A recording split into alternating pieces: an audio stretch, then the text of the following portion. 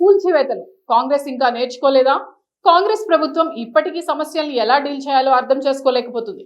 ముఖ్యంగా ఆక్రమణల తొలగింపు, కూల్చివేతల విషయంలో అనుసరిస్తున్న వైఖరి విపరీత వ్యతిరేక ప్రచారానికి కారణమవుతుంది. ప్రభుత్వం ఖచ్చితంగా ప్రభుత్వ భూముల్లో ఆక్రమణలనే తొలగిస్తోంది. ఈ తొలగింపు ప్రక్రియలో వ్యూహాత్మక లోపాలు స్పష్టంగా కనిపిస్తున్నాయి. ఆక్రమణలను తొలగించడం ప్రభుత్వ బాధ్యత అయినప్పటికీ అనుసరిస్తున్న తీరు వల్ల ఆశించిన ఫలితం కంటే వ్యతిరేక ప్రచారం ఎక్కువగా జరుగుతోంది. ప్రభుత్వ భూములను, చెరువులను, నాలా ప్రాంతాలను కాపాడాలని కాంగ్రెస్ ప్రభుత్వం సంకల్పం ప్రశంసనీయమే అయినా క్షేత్రస్థాయిలో అమలు తీరు విమర్శలకు తావిస్తోంది. ఏదైనా ఆక్రమణను తొలగించే ముందు ఒక క్రమబద్ధమైన ప్రక్రియ ఉండాలి.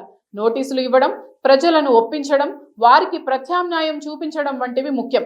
కానీ రాత్రికి రాత్రి జేసీబీలతో కూల్చివేతలు చేపట్టడం వల్ల బాధితుల్లో ఆవేదన, ప్రజల్లో భయం నెలకొంటున్నాయి. దీనివల్ల ప్రభుత్వానికి రావాల్సిన మంచి పేరు కాస్త పేదల వ్యతిరేక ప్రభుత్వం అనే ముద్రగా మారుతోంది.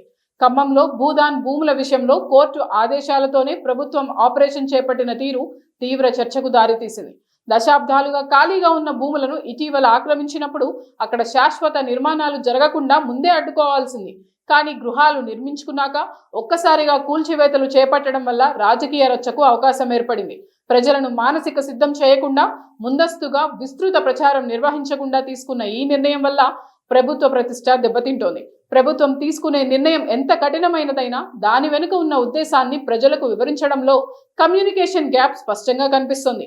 ఏ భూమి ఆక్రమణకు గురైంది, అక్కడ కూల్చివేతలు ఎందుకు అవసరం అనే విషయాలను స్థానిక ప్రజలకు ముందే తెలిసేలా చేసి వారిని తరలించేందుకు తగిన సమయం ఇవ్వాలి. అలా కాకుండా హడావిడిగా నిర్ణయాలు తీసుకోవడం వల్ల ప్రతిపక్షాలు దీనిని మానవ హక్కుల ఉల్లంఘనగా చిత్రీకరించే అవకాశం లభిస్తుంది.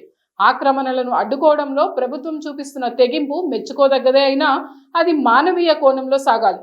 ప్రజలను భాగస్వాములను చేస్తూ వారికి అవగాహన కల్పిస్తూ ముందుకెళ్తేనే ప్రభుత్వ లక్ష్యం నెరవేరుతుంది. లేకపోతే ప్రతి కూల్చివేత ఒక రాజకీయ వివాదంగా మారి అది ఓట్ల రూపంలో ప్రభుత్వానికి నష్టం కలిగించే అవకాశం ఉంది. ఇప్పుడు అదే జరుగుతోంది.